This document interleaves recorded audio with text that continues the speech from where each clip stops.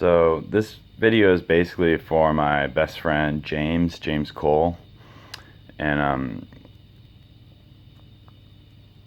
since this is a YouTube video, I can't like tag him on it, or he may never watch it, or you may never watch it, or maybe I'll make myself a note to email you this in a couple of years from now or whatever. So thinking of time and chaos as more or less the same thing, and time, chaos, inextricably linked, being more or less a fifth force of nature after electromagnetism, weak force, strong force, etc., etc. Top Wiki's business plan is tries to basically just think of like an intelligently democratic way of coming up with shared definitions, and whether I'm right or I'm wrong or I'm wrongish or I'm rightish or whatever. Roughly 150 years ago, a physicist and a chemist came up with our definition of 1 calorie, and I call it a quadruple line in the sand measurement. And you can come up with more. You can come up with like basically like, look guys, gals, if we can't agree on anything whatsoever in terms of science definitions, can we at least agree, or not even really agree, but like, look, can everybody, all 100 of us or 5,000 of us over time, do this one experiment, more or less all get the same exact result? 1 calorie equals the amount of energy it takes to raise the temperature of 1 gram of water 1 degree Celsius at 1 atmospheric pressure unit sea level. And again, it's like these quadruple line in the sand measurements, they stay with us the most over time. You'll notice that they're the most time decay proof. They're the most robust. So you'll notice that almost like 90 to 95% of all the definitions Nobel Prize winners have come up with, as I've read basically all the Nobel Prize summary speeches, they all get overturned eventually. And then you look at these classic definitions that aren't even really like, they're almost embarrassing definitions. Someone's just like, if we can agree on nothing in the world, can we at least agree upon this?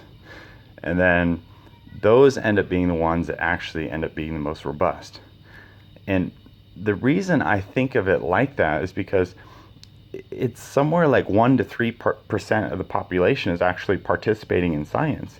The other 97% or 99% is kind of getting like handed down, like, learn this, this is how everything works.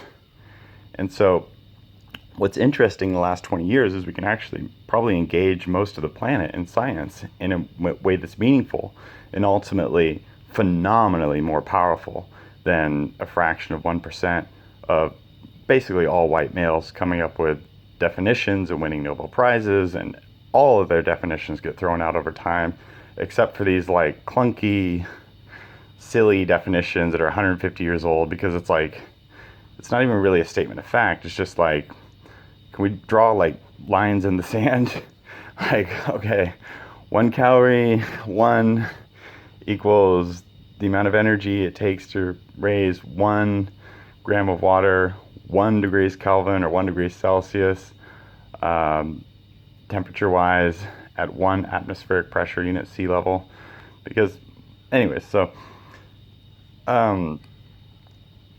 I definitely have a certain degree of social anxiety. It's not fun for me sharing what I think I know and understand. I mean, in some ways it is, but in some ways I'm just kind of like, I'm a stereotypical, like, old school scientist. I like to be in my house by myself, do my own thing. I don't like anybody watching. I don't ever want anybody to ever know or figure out or understand what I think I may or understand. And I strictly want to give it all to my daughters for them to get all the socio-economic political gain from it. So that's kind of just ingrained in my nature for whatever reason. So Top Wiki is super weird for me. So I apologize. So when I review my business plan, I think about maybe I could reword this one sentence here, for example, to be more palatable. So instead of it being some sort of statement of fact, like how F equals ma, force equals mass times acceleration, Newton's second law of motion, most closely relates to the concepts of male and female in evolutionary biology. Since this isn't a charity project like Wikipedia or WikiLeaks, And I have no desire whatsoever to write one book, get out there, promote it, hope to get as many people as possible to read it, and then 3 to 5 years later, I get depressed. Fine, I'll write a second book and do it all over again. No. I want to create a textbook that constantly evolves, and I want to do it in the way that's the most intelligent and helps the most people, solves the most problems, etc., etc., etc. So, this is a controversial statement, but essentially, because in my opinion, from my perspective, I could be wrong. I always could be wrong. Just keep that in mind. I have no vested emotion. I have no emotional need whatsoever to be right. I actually just care about objective truth, which is, I'm not saying that in a spiritual religious sense. I'm just saying it like actually mostly just care to have a very developed and pretty accurate perception of what's going on. And I also have a profound fear and understanding, having served in the military, that when science gets good, it usually gets taken by the military and the government. And that's never going to change. Law enforcement needs to have the best tools. I would never want to live in a universe where anarchists and ISIS and rebels, they have the best tools and law enforcement has inferior tools. Like that's not okay, because we have families that we need to protect, and we have systems that need to be stable and kept stable over time so that we can all live good lives. Not so a bunch of young men who are full of testosterone and experimenting with stimulants can enslave us all. Like, I don't believe in that. I used to be one of them, so I understand where they're coming from. And I also fear them too. In terms of TopWiki employing people, I thought, all right, maybe in the next 10 people, 20 total, because I'm basically working out how TopWiki could employ 30 people before I worry about employing 2,000 or more people, or 10,000 people like Facebook. I'm just focusing on how do we get to like 20, 30 people employed. I thought, I want a marketing team, but I want them to work really hard to come up with in-person engagements, because I've seen like Julian Assange do video engagements, and I've seen like Neil deGrasse Tyson go on these book tours, and that's all great and awesome. But I thought, I only want to do gigs where there's like water park around to take my kids before and after, where I can go running, etc., etc. So maybe they can basically get like potentially 50 or 100 different gigs and whittle it down to 10, and then maybe 3.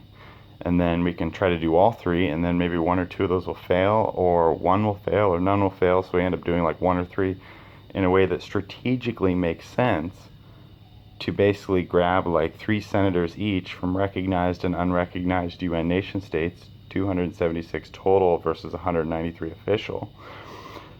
And basically to where we can develop a company that is not bound by the classic, I don't have any problem with like Coca-Cola or Dairy Queen or See's Candy, but I promised Bill Gates I wouldn't bash Warren Buffett, because Warren Buffett gave away 80% of his wealth to Bill and Melinda Gates Foundation, which is like amazing. But for me, having been an obese child, listening to Warren Buffett talk about like, hey, you know, like, this is how capitalism works. I make all my money off of Coca-Cola, sugar water, and See's Candy, and Dairy Queen, and it developed inside of me a certain degree of vitriolic retribution towards that style of capitalism that comes at the expense of public health. Nobody's fault. Nobody's doing anything illegal. Nobody's doing anything fundamentally wrong. It took me a long time to realize that, to not make it my life's mission to punish Warren Buffett back. You know, that's not right.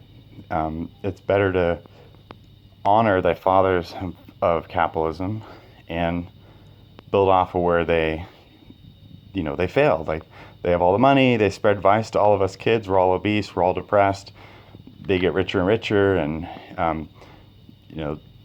they're out of touch with reality, they live in their own bubble. We all, in some sense, are basically addicts and enslaved by their ignorance, but they don't know that. Like, they've never been a poor child who's obese and feels hopeless.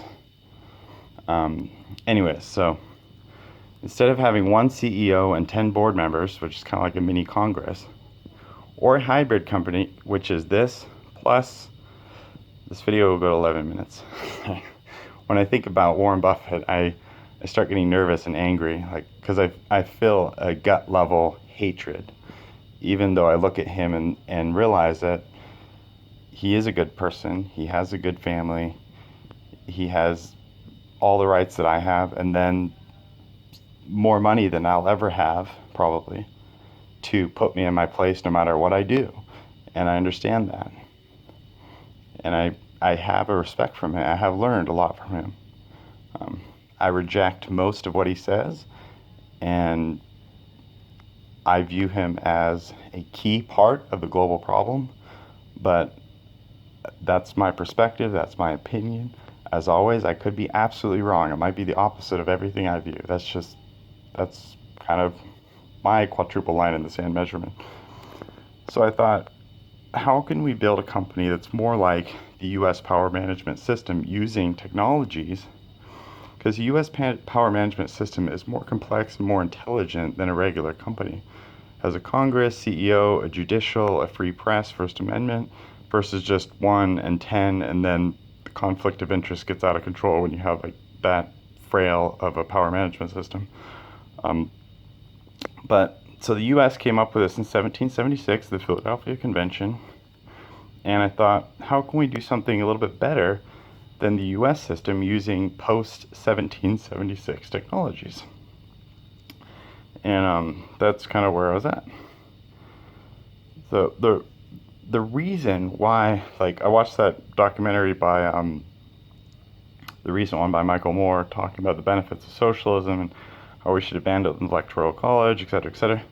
The thing is there's this concept of tyranny of the majority, or tyranny of the herd mentality, basically, which is why Rhode Island, the tiniest of the 13 original colonies, said, we don't want anything to do with your system, because if it's proportional representation, us in Rhode Island will always get screwed under all circumstances for the next 500 years straight. So you have to have at least one way where we have equal representation. That's where we came up with 2 senators per state in the United States as part of the equation overall for proportional representation, to have some sort of interplay with 2 senators from each state. Otherwise, the nation would have never been launched. That's a fact. That's how that works. And just to end this video with a Bill Gates quote, paraphrased, most people overestimate what they can do, what their team can do in 1 year, and profoundly underestimate what their team can do in 40 plus years or 700 plus years of the family business. That's what's on my mind, because I want our definitions to be intuitive, and I want them to be robust over time. I don't want to be part of science constantly being this elitist sport, where if you're one of the 8 children of a mother in Africa, such as Chad, Africa, in the middle of Africa, because your mother didn't grow up in a society that had a social security system or a national health system, whose government doesn't have any meaningful way to collect taxes to ever even do that, and you're one of, let's say, like 8 children because your mother doesn't want to be abandoned, neglected, or starved to death in old age, so she'll have as many children as she possibly can, which in some abstract way perpetually ensures that their country will never get a social security system anytime soon.